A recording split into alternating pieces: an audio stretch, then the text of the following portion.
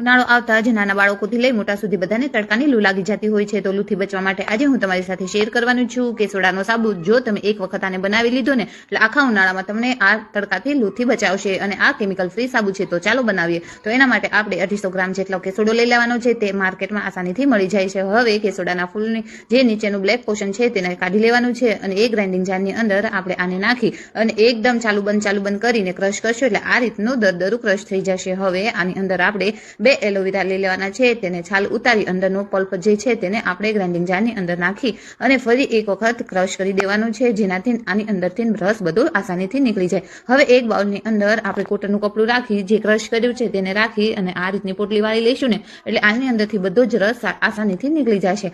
હવે જે રસ કાઢ્યા પછી જે વધ્યું છે તેને આપણે તડકે સૂકવી અને પાવડર પણ બનાવીને ઉપયોગમાં લઈ શકીએ છીએ.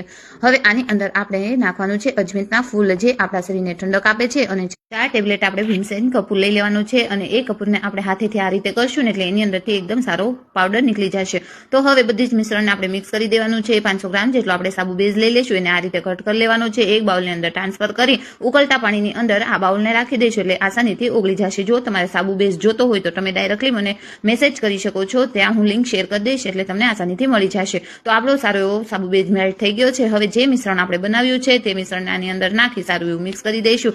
મિક્સ થઈ જાય એટલે તરત જ તમારે આ સાબુને જમવા માટે છોડી દેવાના છે. જમાવા માટે આપણે સાબુ મોલ્ટ લઈ લઈશું અને આ મોલ્ટમાં નાખી અને 2 કલાક માટે તમે રાખી મૂકશો ને એટલે સારા એવા જામી જશે. તો બનીને તૈયાર છે ઉનાળામાંથી ઠંડક આપતો કેસોડાનો સાબુ. એક વખત જરૂરથી ટ્રાય કરજો. આજનો મારો આ વિડીયો ગમ્યો હોય ને તો એક લાઇક અને ફોલો કરવાનું ભૂલશો નહીં. જેના ઘરે નાના બાળકો છે અને જેને જરૂર છે તેની સાથે શેર કરજો અને ચોક્કસથી આ સાબુને ટ્રાય કરજો જેનાથી તમને આખા ઉનાળામાં ઠંડક રહે.